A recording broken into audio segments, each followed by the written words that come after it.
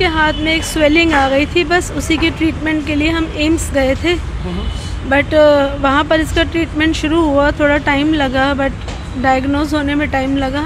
तो बट ये है कि मसल्स में इन्फ्लेमेशन आ गई थी, मसल कॉन्ट्रैक्ट होती गई और लंग्स में प्रॉब्लम आने लगी, तो ब्रीदिंग में ट्रबल होने लगी। तो कल शाम को 7 o'clock शी एक्सपायर्ड। ये कब डायग्नोस हुआ इस बीमारी की बात कर? ये हम 8 days बैक ही गए थे वहाँ पर हॉस्पिटल में, तो वो अपने टेस्ट वगैरह कराते रहे और धीरे धीरे फिर उनको डायग्नोज हुआ कि मसल्स में इन्फ्लेमेशन आ गई है। मायोसाइटिस करके एक बीमारी होती है, जुवेनाइल मायोसाइटिस। मायोसाइटिस का जब उन्होंने डायग्नोज किया उस वक्त, उसके बाद उन्होंने उसका ट्रीटमेंट शुरू किया और बट उसकी जो हालत थी, वो मायोसाइटिस में मसल्स फूलने लग जाती हैं, ब्रेक होने लग जाती हैं, जिसकी वजह से पूरी बॉडी में स्वेलिंग हो जाती है। मसल्स में पेन, पेट में, हाथ में, पैर में, और जिसकी वजह से उसको जो लिक्विड दिए, जो फ्लूइड दिए, वो उसमें लंग्स में चले गए और लंग्स में पानी भरने की वजह से उसकी लंग्स फेल हुए। तो और फिर उसकी ब्रीदिंग अभी हुआ था या पहले, कितनी समय पहले की बात? बस अभी इन 8 days में ही, जब लास्ट वीक हमने इसको एडमिट किया था, ड्यूरिंग जो टेस्ट वगैरह करा रहे थे उसके बाद ही डायग्नोज हुआ था कि ये प्रॉब्लम बच्चे को आ गई है। इट्स रेयर डिजीज, बट कहते ना शी वाज चोजन वन, भगवान ने उसको चूज कर लिया उस डिजीज के लिए। We couldn't save her. तो अभी सुहाली अभी क्या कर रही थी फिलहाल? She was in college doing her bachelors degree in mass journalism and mass communication in Faridabad only? या लास्ट सेमेस्टर में उसने टॉप भी किया अपने कॉलेज में। बस एकेडमिकली तो शुरू से ही वो अच्छी रही है, मतलब शी वाज ऑल राउंडर। आपने तो देखा है, मूवी भी उसने बहुत अच्छे से की, जर्नलिज्म भी बहुत अच्छे से पढ़ रही थी और चाहती तो वो एक्ट्रेस बनना ही थी कि मैं आगे एक्ट्रेस ही बनूंगी। बट एनीवेज ये हमारे डेस्टिनी में था कि आज हमारी बच्ची हमारे बीच में नहीं। बिटिया की वर्तमान में उम्र क्या थी अभी? She was 19 years।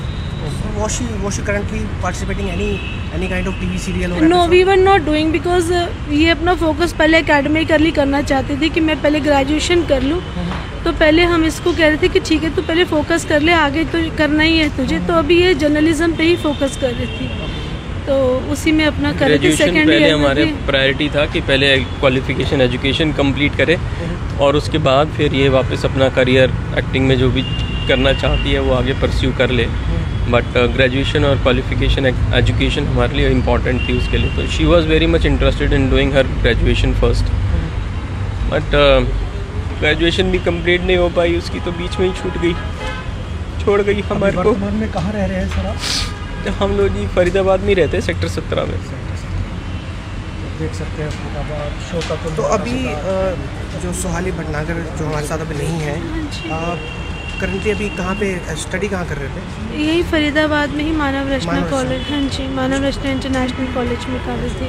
और क्या घर पे ही एक्सपायर हुआ है या फिर ट्रीटमेंट के दौरान? नहीं, हॉस्पिटल में, एम्स में ही शी एक्सपायर्ड। आईसीयू में थे वो। She was in ICU. 4 दिन से आईसीयू में थे।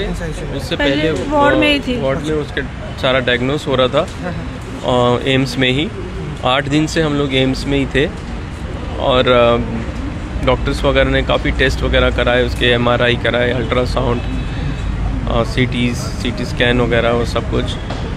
बट वो ये एक्चुअली एक बीमारी ऐसी है जो काफ़ी सारे लोगों को हुआ है, जिसको ऑटो इम्यून कहते हैं। ऑटो इम्यून करके ये बीमारी होती है, उसके बहुत सारे सिम्टम्स हैं, बहुत सारी अलग अलग बीमारियाँ हैं। उनमें से ये एक बीमारी है मायोसाइटिस, जिसमें मसल्स में स्वेलिंग आ जाती है।